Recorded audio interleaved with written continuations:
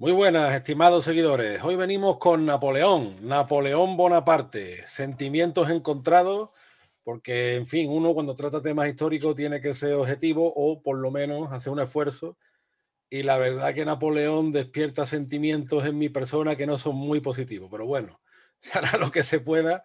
Es un tema que venía pensando y trabajando con nuestro pana Emilio Acosta Ramos de Venezuela Provincial. ¿Qué tal, Emilio? ¿Cómo estamos? Hola Antonio, bueno, encantado una vez más estar en tu programa.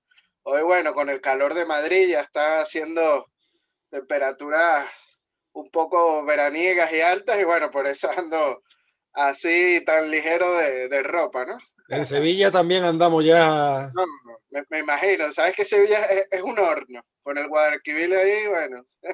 Los televidentes a lo mejor no saben que una vez Emilio y yo nos encontramos en Sevilla en pleno verano y eso fue el año pasado, ¿verdad, Emilio? No, siempre creo que nos hemos conseguido en verano, En ca- las o- veces que, nos, una que de he las ido. veces, una de las veces fue en primavera y otra vez fue en pleno verano y no se veía un alma por la calle. Vamos, era, era horroroso. Sevilla en verano es de verdad, hay que echarle valor. Haciendo cerca de 50 grados, ¿eh? Estaba Sí, sí, fuerte. sí, hay que echarle valor. En Pero bueno, fin, sí, sí, bueno, Napoleón. como estábamos comentando, ¿no? Vamos a hablar sobre Napoleón, que hay que decir que este año cumplió 200 años, es su bicentenario de su muerte o fallecimiento. Él murió el 5 de mayo, hace muy poco, hace aproximadamente menos de o un poco más de un mes. Se celebró esta efeméride, ¿no? Y fue muy celebrado en París, en Francia, tuvo Macron por ahí inmiscuido y bueno, es un personaje que da mucho a hablar con sus luces y sus sombras, ¿no? Claro, de hecho en Francia incluso hay polémica porque la mayoría de los franceses celebran, pero hay una minoría que no quiere celebrarlo, en fin. Napoleón, tú sabes que hay quien dice que tenía orígenes mallorquines, orígenes remotos mallorquines, y es curioso ese trasvase del Mediterráneo, porque Álvaro Mutis, el famoso escritor colombiano que era descendiente de Celestino Mutis, de toda esta familia que llegó a Nueva Granada a través de Cádiz, él siempre decía que su familia llegó a España, concretamente a la península, a través de las Islas Baleares por el Mediterráneo. Desde Italia pasaron a las Islas Baleares. Pues parece ser que la familia de Napoleón o parte de su familia pudo hacer un recorrido inverso, ¿no? Desde las Islas Baleares, acabaron en Córcega. El apellido fue cambiando porque puede ser que pasara de Bonaparte a Buonaparte y después se lo cambió a Bonaparte, en fin. Mediterráneo al fin y al cabo es una calle ancha, no es una gran plaza y se acaba encontrando todo el mundo. Y la verdad que Napoleón nace en una época muy complicada, la época de la Revolución Francesa, una época que yo creo que está mitificada y que por fin en la misma Francia ya empieza a hablarse de aquella época como lo que fue una época de sangre, de violencia, de terror absoluto, que un dato poco conocido, Emilio, es que esa época en la que Napoleón es un niño, hay un exilio francés enorme en España, entran principalmente a través de los Pirineos, ¿no? Por Cataluña, Navarra, etcétera, y vienen huyendo de las masacres, del caos que generó aquello. Como dice Elvira Roca Barea, fue una época que retrasó muchísimo el progreso industrial de Francia. Y Napoleón es un observador, Napoleón que era una persona, hay que reconocerlo, con una inteligencia prodigiosa, es un observador atento, empieza su carrera militar, fíjate tú, viniendo de la periferia, viniendo de la isla de Córcega, pero poco a poco se hace con protagonismo a través de la carrera militar, en una época muy difícil, ¿no? De mucho desorden, de mucho caos. Sí, es tal cual. Y tanto es el caos de la Revolución Francesa que es uno de los decesos económicos más importantes de la historia de la humanidad. Y es curioso, ¿no? Porque la Revolución Francesa, pues, es un símbolo de libertad, Sí. igualdad y fraternidad, ¿no? En cambio, la Inquisición española, que es uno de los pilares de la leyenda negra, es símbolo de oscurantismo, intolerancia y represión, todo lo malo, ¿no? Y hay que decir que la Revolución Francesa es el considerado el periodo de terror entre septiembre de 1793 y julio de 1794. Mm. O sea, en poco menos de un año, entre 30.000 y 40.000 ejecuciones a guillotina limpia Sí, sí, sí. pasaron. Y Bueno, bueno, y ten en cuenta que, por ejemplo, el general jacobino Westermann, pues Ajá. él mismo se ufanaba de haber aplastado las cabezas de las mujeres y los niños en la Bretaña, concretamente en la Bandea, ¿no? O sea, dicho por él, ellos no ocultaron nunca sus crímenes, al contrario, mataron a muchísima gente por el hecho de ser campesinos religiosos o incluso se mataron entre ellos mismos, porque muchos de estos acabaron luego en la guillotina, en fin, que fue una época de sangre, de terror, de caos, que además provocó un gran exilio, y vuelvo a repetir esto, provocó un gran exilio francés a España, y este exilio dura desde finales del 18 hasta la Primera Guerra Carlista, que ya empieza en 1833, o sea que hay toda una generación de exiliados franceses en España. Sí, y como te digo, o sea, en menos de un año, 30.000 y 40.000 ejecuciones Una es un número barbaridad. alto. La Inquisición en 300 años, según Henry Kamen, que es un gran estudioso del tema, no pasó de 2.500 ejecuciones, o sea, Y Henry Kamen no es precisamente un no, enamorado de España, ¿verdad? no, es un historiador inglés, ¿no? Pero bueno, Que eso ya dice mucho. sí, por eso mismo, ¿no? Pero bueno, ahí vemos, ¿no? Una es símbolo de la libertad, la igualdad, la fraternidad, y lo otro es el oscurantismo, la represión y el terror. Cosas de la leyenda negra. Pero bueno, Eso es. en esta Francia fue que, como bien dice Antonio, pues nace y crece y se cría Napoleón Bonaparte, ¿no? Él nació en Ajaccio, en Córcega, en la isla de Córcega. En aquel momento no pertenecía al Reino de Francia, hay que decirlo. Buen punto, sí, sí. Es buen punto, era parte de independiente, no pertenecía a Francia. Después, justamente Napoleón, una de las primeras cosas que hace al tener poder es tomar esta isla italiana, vamos a llamarlo así, ¿no? Aunque Italia no existía como nación en aquel momento. Pero bueno, sí, nació un 15 de agosto de 1769 ahí en la isla de Córcega, durante la Revolución Francesa, y el directorio es artífice del golpe de Estado del 18 del Brumario, que lo convirtió en primer cónsul, ¿no?, de la República Francesa el 11 de noviembre de 1799. Uh-huh. Además fue cónsul vitalicio desde el 2 de agosto de 1802 hasta su proclamación o autoproclamación, mejor dicho, como emperador francés el 18 de mayo de 1804, que no es coronación, ojo, la coronación se da posteriormente, el 2 de diciembre de 1804, ¿no? Cuando Napoleón se corona a sí mismo en la Catedral de Notre Dame, en presencia del Papa Pío VII, ¿no? Y hay que decir que hay una leyenda que la historiografía oficial en Venezuela toma como cierta, que es que Bolívar estuvo presente ahí en la coronación de Napoleón Bonaparte. Y hay que decir que hay muchísimas fuentes que señalan que no es así, que no estuvo presente en esta coronación. Y una sola es la que señala que sí, que estuvo presente, ¿no? Eh, Según las memorias de su decán, el irlandés Daniel O'Leary, ¿no? Dice que Bolívar fue invitado por el embajador de España a asistir a la ceremonia, imagínate, ¿no? El Bueno, embajador de eso es España un invitó, hecho, eso es un testimonio de la discriminación de los criollos, ¿no? Me imagino. sí, claro, pobrecita la discriminación, ¿no? Que el embajador de España De verdad. invita. Esto ya es para tomárselo de broma, porque es que es un argumento que mientras más tiempo pasa Emilio, más le veo la cojera. Se desmonta solo, ¿no? Con su propio peso. Pero bueno, al parecer no quiso ir Bolívar a la coronación, según cuenta su edecán, sino que pasó todo el día encerrado en su casa. Y coincide con esta versión la del almirante de la Armada de los Estados Unidos, Iriam Paulding, que cito lo que dice él, si me permites un Sí, momento, claro, dice: claro. nosotros no salimos del cuarto y hasta cerramos las ventanas, y ninguna instancia bastó para que Bolívar presenciara el magnífico aparato de la coronación de Napoleón. El cónsul británico Sir Robert Kerr Porter también le escribe una carta a su hermana diciendo: Bolívar no estuvo presente cuando el jefe de la nación francesa fue coronado por sí mismo.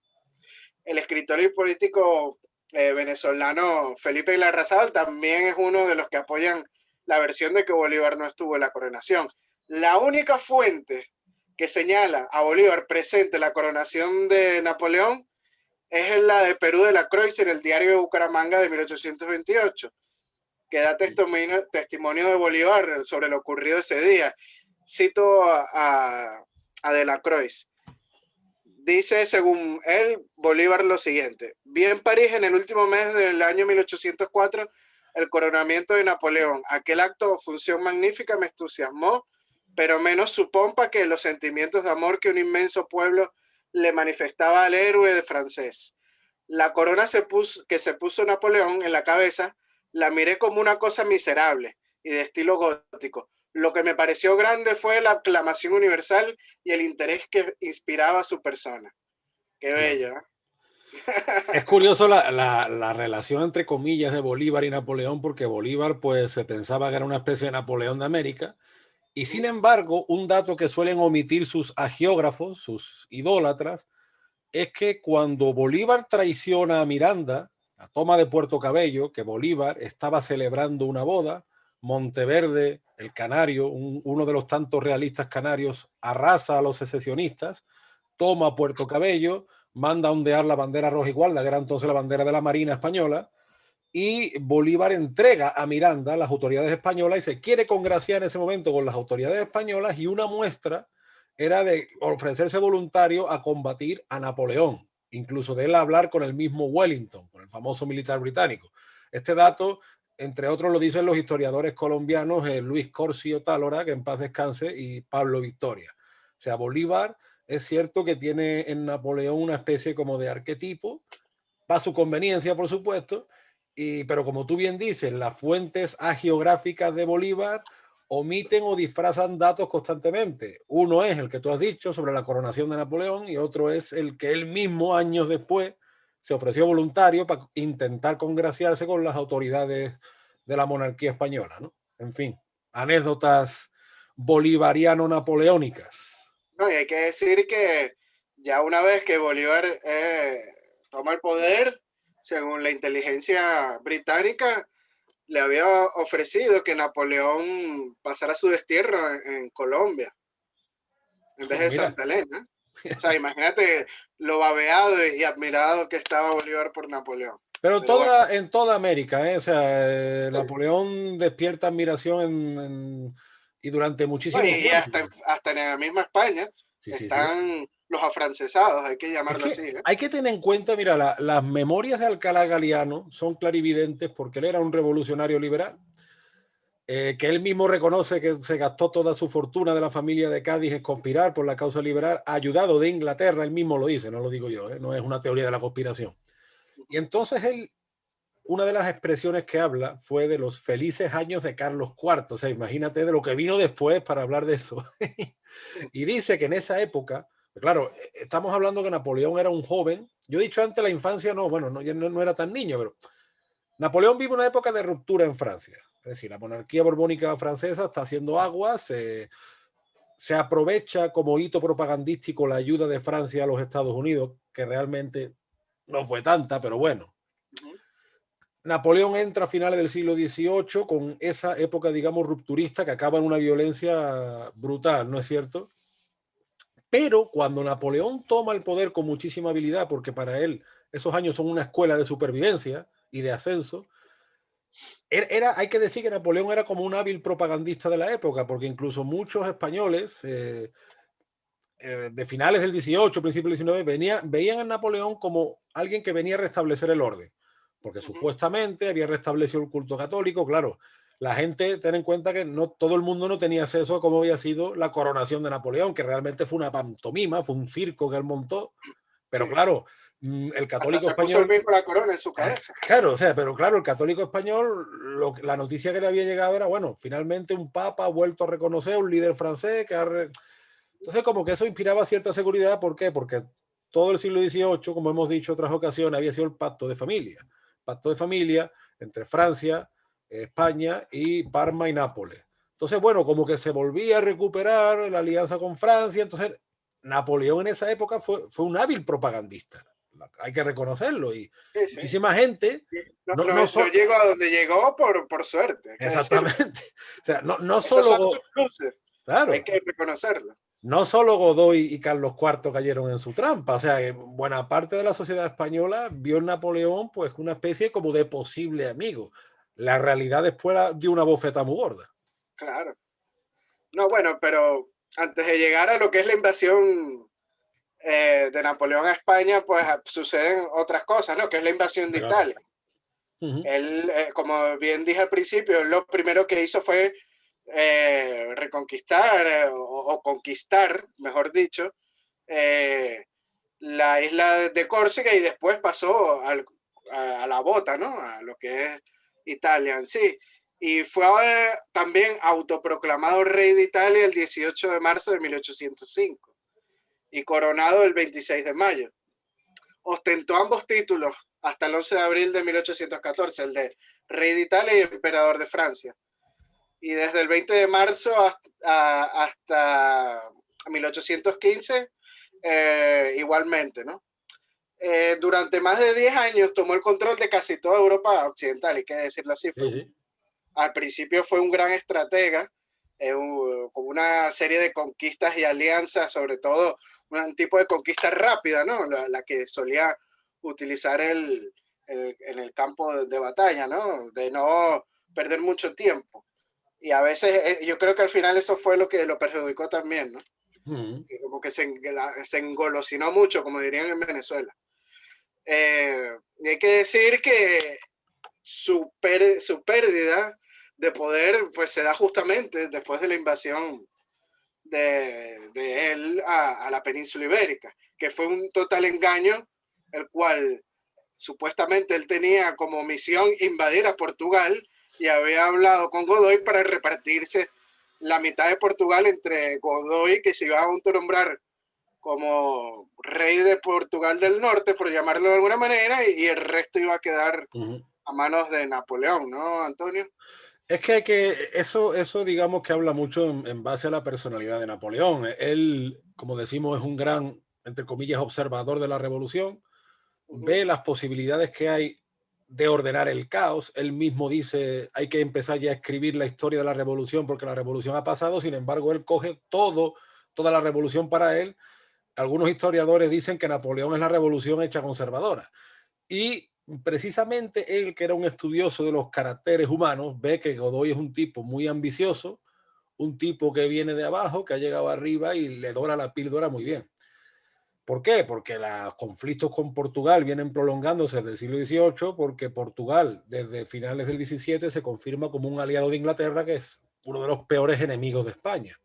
Entonces, todo el siglo XVIII fueron constantes conflictos con Portugal en Sudamérica, por Brasil, por los territorios fronterizos.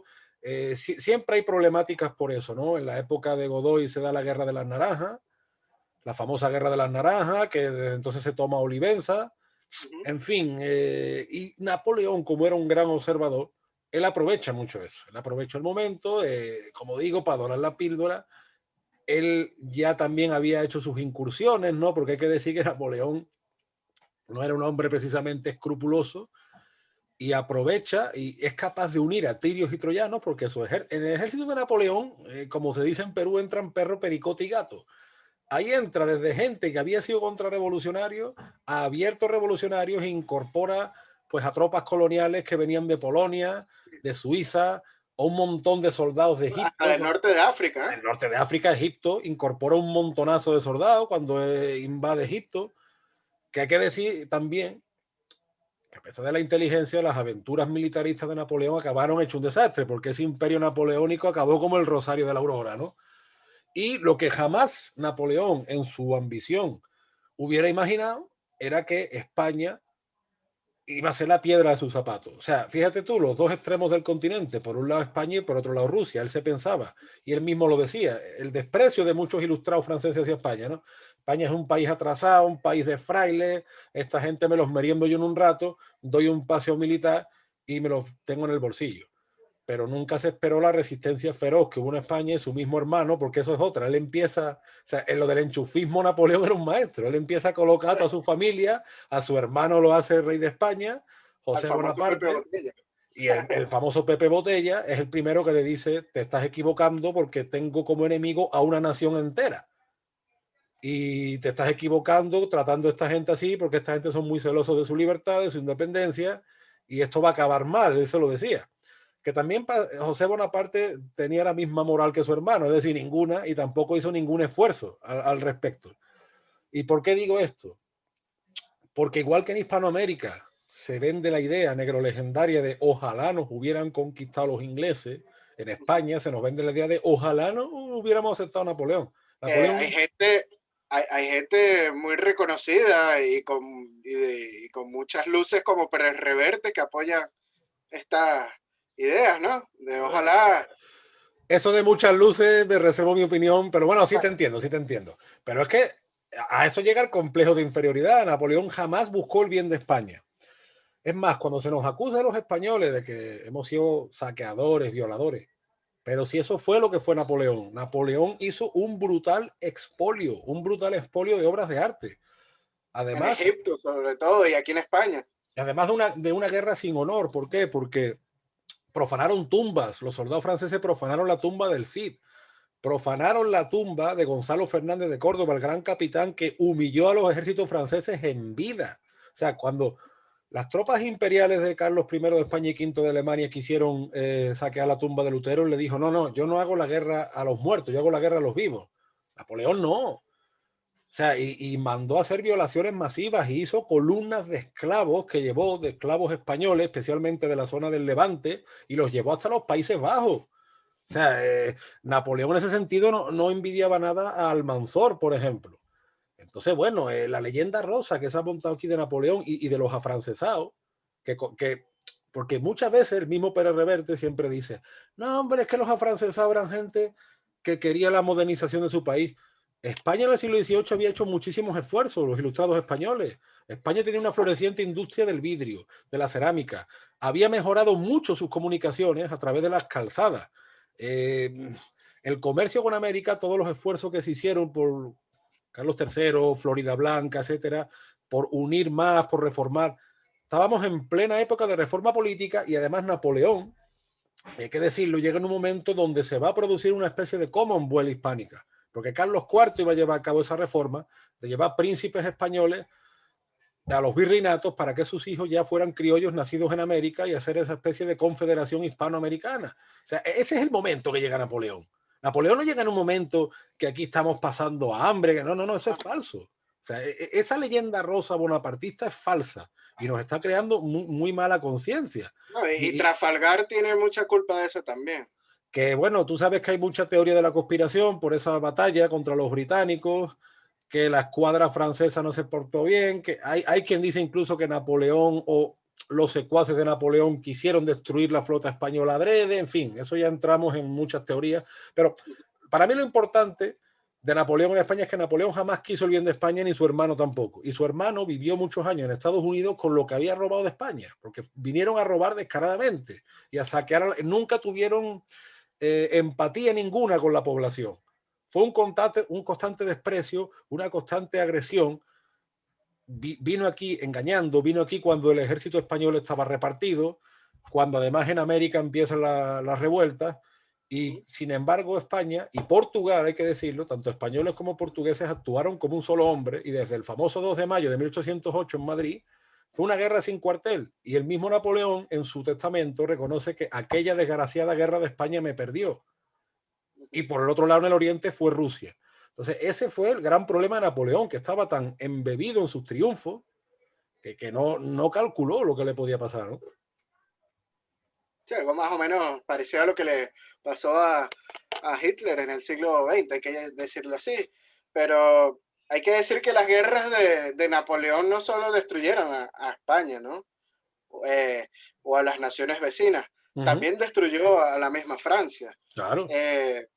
Hay que decir que las guerras que él comandó provocaron entre 4 y 7 millones de muertes y destruyó prácticamente a Francia y a España, provocando con su invasión a la península ibérica y las abdicaciones de Bayona también los movimientos independentistas en Hispanoamérica. Claro. ¿Por qué? Porque las juntas provinciales que se crearon en Hispanoamérica no reconocían a José Bonaparte como rey, y es ahí cuando empiezan a darse estos movimientos separatistas No, sí, en Hispanoamérica. les dio una excusa perfecta y es Le dio la curioso excusa. porque Francisco Núñez del Arco, nuestro gran historiador quiteño, dice en su libro Quito fue España que en una cláusula secreta, en un tratado que hace con Carlos IV, el famoso tratado de Fontainebleau, Napoleón se reconoce, o sea, se compromete a reconocer a Carlos IV como emperador de las dos Américas.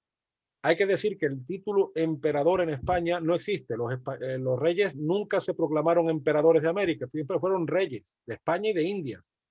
Por eso mandaban al virrey, porque era el alter ego del rey. Yo sé, el título Imperio Español como documentación política no existe. ¿Por qué se cambia? Porque precisamente Carlos IV iba a llevar a cabo la gran reforma política que nos hubiera convertido en una Commonwealth y que hubiera continuado una geopolítica acorde a nuestros intereses y el mundo probablemente hubiera sido distinto, o por lo menos nuestro mundo. Y Napoleón, al final te das cuenta de los movimientos que hace y una de las cosas que hace es abortar eso y encima darle alas a los británicos, que paradójicamente nuestros peores enemigos ahora dicen que son aliados y sacan toda su artillería pesada, porque militarmente habían fracasado. Ten en cuenta que en esta época, en el 1806, 1807, son los intentos de tomar el Río de la Plata por vía militar. Y el Río de la Plata es defendido por criollos. Igual que en 1797, el fracaso británico en Puerto Rico, fueron No, y vencidos por ahí dicen algunos historiadores venezolanos que hasta 1814 es que Inglaterra no se mete las independencias de Hispanoamérica. Sí, Y pero vemos ahí las invasiones en la provincia del Río de la Plata, en el virreinato, mejor dicho. Y también vemos cómo Miranda en 1806, seis.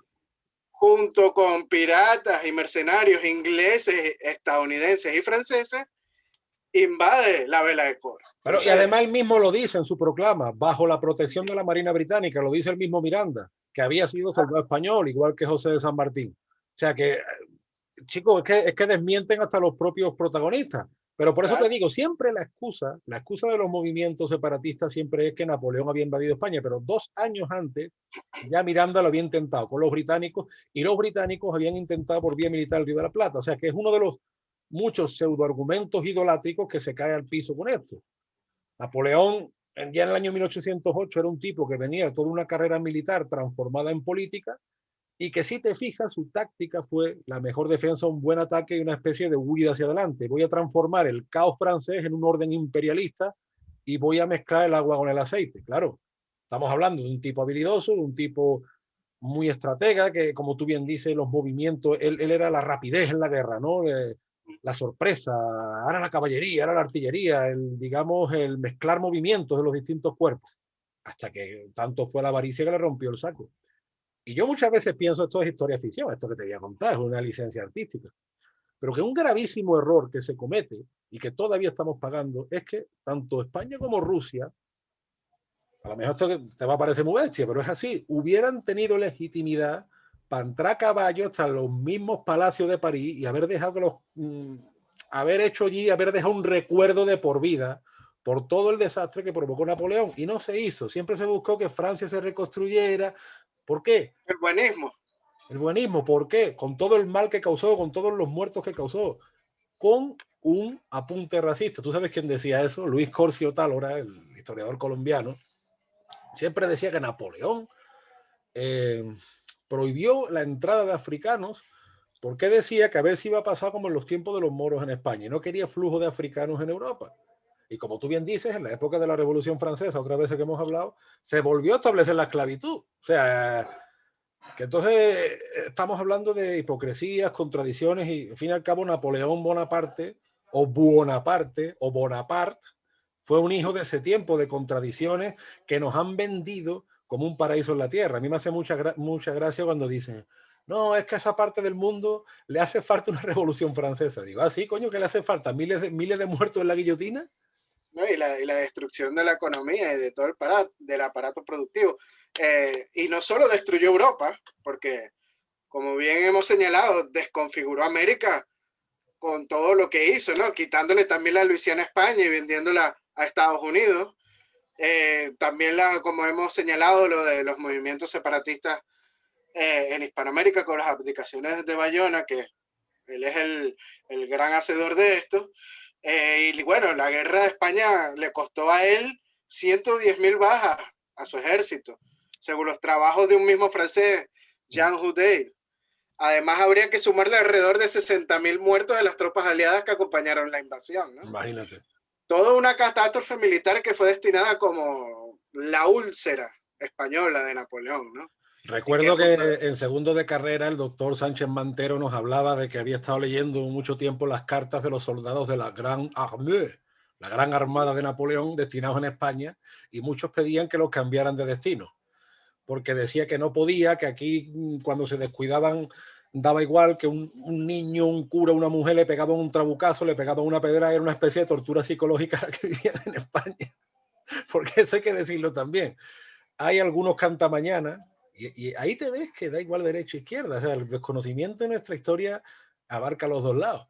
Un famoso periodista dijo una vez que no, que los curas aquí no tuvieron problemas con Napoleón. Es mentira, porque antes de los sucesos del 2 de mayo fue porque un cura le pegó un tiro a un francés por la Sierra de Madrid. O sea que aquí daba igual si eras cura, si eras zapatero, si eras abogado. O sea, la gran mayoría del pueblo español y del pueblo portugués no toleró la invasión, y los soldados que estuvieron aquí destinados sufrieron muchísimo porque, hombre, era un ejército muy preparado, pero el problema es que más que un ejército convencional se tuvieron que enfrentar a una nación entera y no podían estar tranquilos en ningún lado.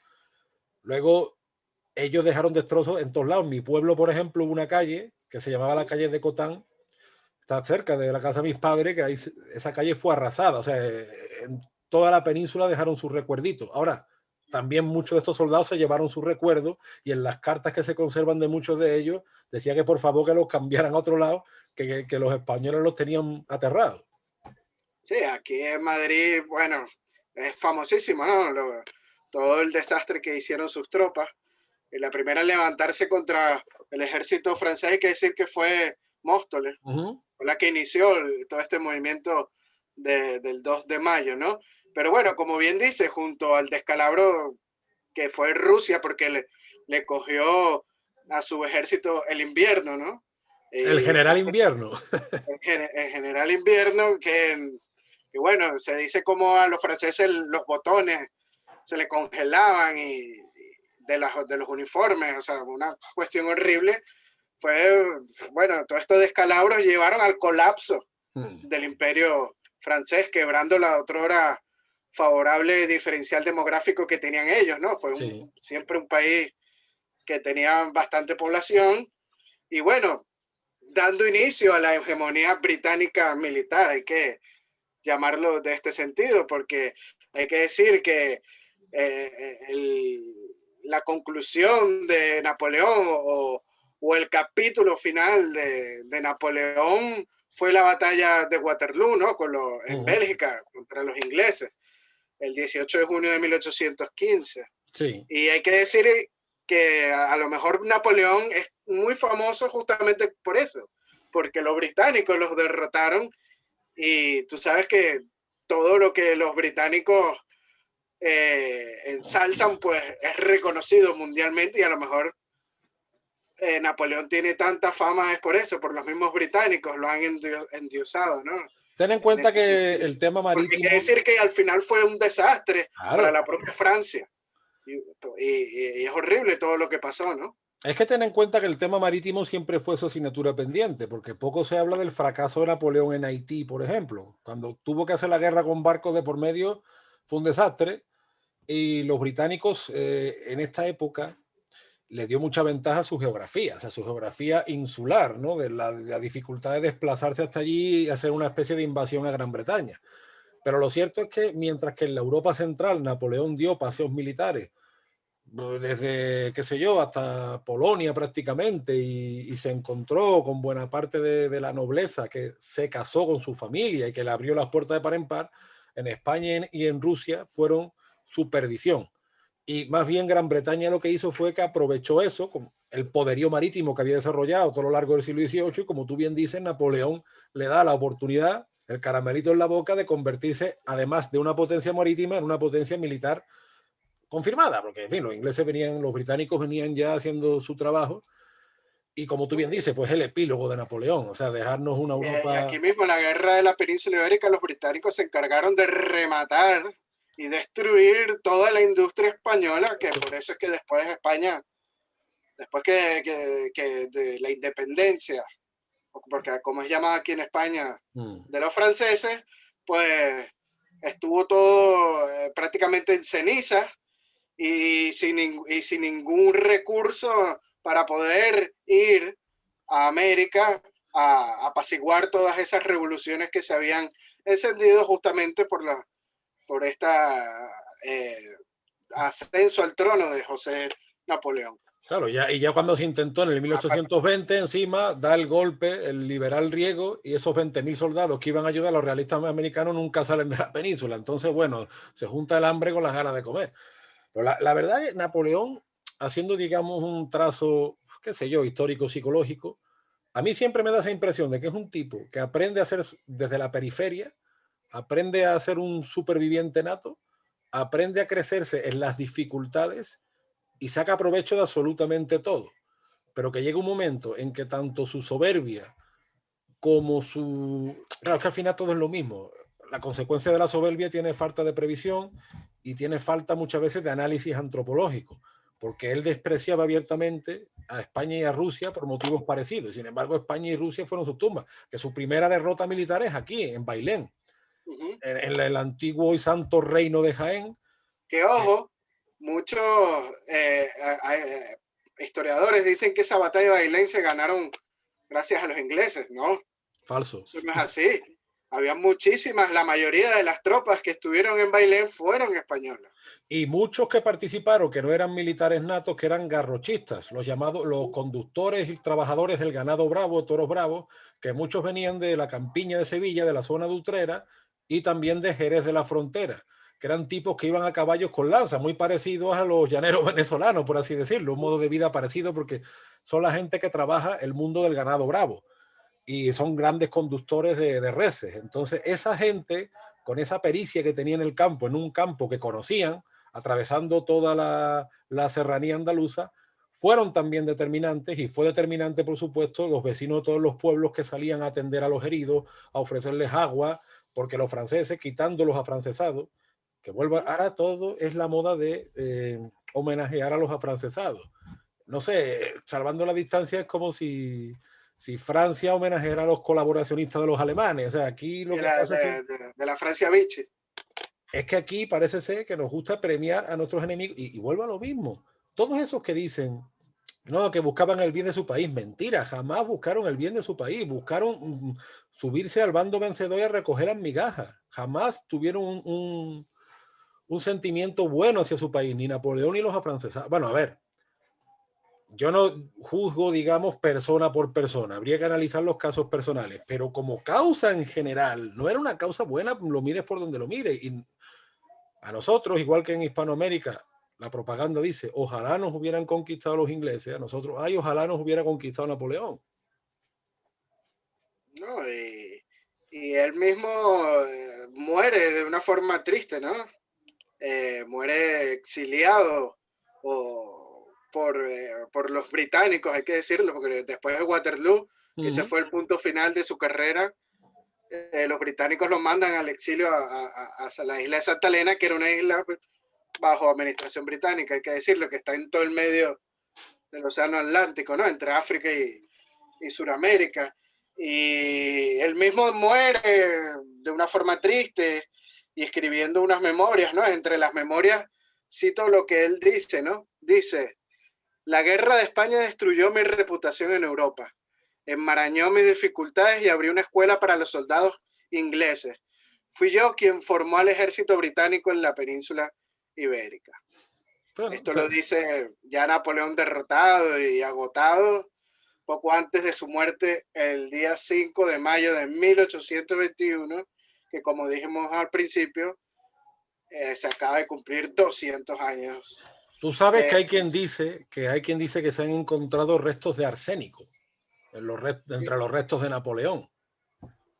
Dicen, no sé, no, yo no he ido ya a analizarlo. Es una de las teorías, ¿no? De que pudo haber sido envenenado por sus enemigos al temer que él regresara a Francia y volviera otra vez Es del que caos, ¿no? por eso yo insisto en Napoleón como un gran observador y como un tipo que sabía sacar provecho de todo. Y los mismos británicos lo habían analizado muy bien. O sea, Napoleón, tú le dabas la mano y te cogía el brazo. O sea, No, y hay que decir que a pesar de todo el destrozo que hizo en Francia, era muy popular todavía. sí, sí. Ahí. Porque Es más, posteriormente fue tan popular que su familia, sus sobrinos, claro. reinaron. No, Napoleón III fue inclusive sí, sí, sí. el creador o el tercer imperio francés. Con la aventura mexicana, que fue un fracaso absoluto, que dejaron tirado a Maximiliano de Habsburgo. Y digo un fracaso absoluto porque muchas aventuras de su antepasado Napoleón I fueron igual. Por más que lo diga Macron, por más que lo diga quien lo diga, muchas aventuras fueron fracasos absolutos donde murió muchísima gente, donde dejó a México en medio de una guerra espantosa. Y bueno, pues esto, pero como bien dice María Elvira Roca Barea, la habilidad propagandística ha sido enorme, porque te venden fracasos como si fuera una especie de, pues qué sé yo, de bondad que el resto del mundo tenemos que imitar, ¿no? Sin ningún tipo de crítica. O sea, todo el bonapartismo es eso, en verdad. Es una gigantesca obra de propaganda que ya Napoleón en vida supo hacer, sobre todo con los pueblos católicos y latinos, que después su descendiente también, él se proclamaba protector de los pueblos latinos, y de ahí viene incluso la expresión América Latina, Latinoamérica, porque Francia es la madre de los pueblos latinos. Crearon un patrón monetario, que fue la Unión Latina, donde incluyeron a Grecia. La peseta, de hecho, la antigua moneda española, es hija de ese Sí, esta patrón. unión monetaria. El Bolívar Exactamente, también. exactamente. Entonces, y al final te das cuenta, pues, de que estamos ante propaganda. O sea, era un disfraz que lo que había era nacionalismo francés. Bueno, y yo sigo diciendo, otra gran obra de propaganda. A ver, que fue mucho después de Napoleón, porque estamos hablando del siglo XX, pero que yo creo que se enmarca en esa escuela bonapartista, es decir, que hubo una descolonización de África. Hubo una guerra espantosa en Argelia y en otras partes, pero a día de hoy Francia, después de haber conseguido borrar toda presencia española y portuguesa, pues Francia está en Mali, está en Costa de Marfil, está en Djibouti, está en Marruecos, Hasta en sacando Guinea Ecuatorial está. en Guinea Ecuatorial y en Angola, porque Francia intentó incluir Angola en su órbita de la moneda franco-africana, pues se está dominando a placer, coltán, petróleo, entonces bueno, pues esa escuela propagandística napoleónica todavía dura. Sí, así es. Sin embargo, hay que decir que queda su leyenda, ¿no? Trascendió en la historia universal y eso no hay que negarlo, a pesar de sus errores, ¿no? Pero bueno, hay que aprender de sus errores y así debe ser, ¿no? Yo creo que Yo creo que más bien deberíamos aprender de nuestros errores. sí, no, de nuestros errores, ¿no? Sí, sí. Y porque yo creo que el punto de partida del fin del Imperio Español fue Napoleón, sin duda alguna, ¿no? Sí. Yo creo que muchos hablan y dicen, no, que eso venía de antes, pero no es así. Hemos demostrado muchísimas veces en nuestros podcasts toda la situación económica y potencial militar que tenía España a principios del siglo XIX, antes de la invasión napoleónica, y todavía era una potencia a tomar en cuenta. Y yo creo que a partir de la invasión napoleónica es que empieza el declive tanto de España como de Hispanoamérica. Hay que Es decir así, que como dije anteriormente, desconfiguró totalmente América. Le vendió la Luisiana a Estados Unidos y ahí se convirtió, a partir de ahí, en una superpotencia. Es que ten en cuenta que Napoleón aborta y aborta a conciencia ese proyecto de confederación monárquica hispanoamericana, de confederación de reinos hispanoamericanos. Asimismo, el caos que no sabe solucionar en Haití, en esa época, fíjate tú, hablando del exilio francés en España, pues los pocos franceses supervivientes en Haití se refugiaron en Cuba, que entonces era una provincia española, y muchos fueron destacados en el sector del café.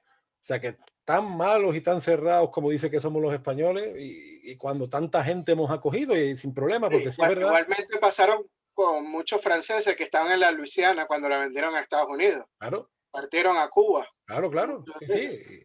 Por eso te digo y además a nivel, aunque hayamos tenido nuestras diferencias a nivel de pueblo, el español y el francés son pueblos que se fusionan pronto porque quiera que no hay un fondo cultural Sí, no tan, oye, que se la nota. latinidad. Exactamente, se notó en la Luisiana, ¿no? Se ha notado en Cuba, se ha notado en los Pirineos siempre, que no existe con otros pueblos de Europa, porque esas relaciones fluidas culturales no existe a nivel de pueblo entre españoles y británicos, por ejemplo, ¿no? Pero bueno, que el corolario de Napoleón fue abortar un ambicioso proyecto geopolítico que yo insisto, que se iba a llevar a cabo y que se abortó y que, como tú bien dices, desconfiguró y cambió el mundo para mal nuestro. Así que bueno. Debemos aprender, como dije, eso, de los errores, de nuestros errores y tenerlo presentes para el futuro. Es la única forma de avanzar y, bueno, reconocerle a Napoleón que pasó a la historia universal y que se convirtió en una leyenda, porque esa es la realidad. No Así nos es. queda de otra. Pues sí, guste más o guste menos, así. Pues nada, Emilio, como siempre un placer hablar contigo, tener estas charlas históricas de nuestros temas hispanos. No olviden suscribirse, a darle me gusta a Venezuela Provincial, están muy activos, Venezuela Provincial en Instagram, en Facebook, en YouTube también. Muchas gracias por esos nuevos me gusta que estoy recibiendo en el canal de Antonio Moreno Ruiz. Y pues seguimos con temas que tenemos ahí pendientes, ¿no? Así es, Antonio. Bueno, a los seguidores de Venezuela Provincial, no dejen de seguir a Antonio, que es un excelente historiador y poeta, hay que decirlo así también. Tiene su página en Facebook, Antonio Moreno Ruiz Escritor, en YouTube su canal Antonio Moreno Ruiz y en Twitter está como un andaluz indiano. Pues nada, nos vemos pronto. Cuídense, vitamínense, todas esas cosas. Chao, Emilio. Hasta luego, Antonio. Un abrazo.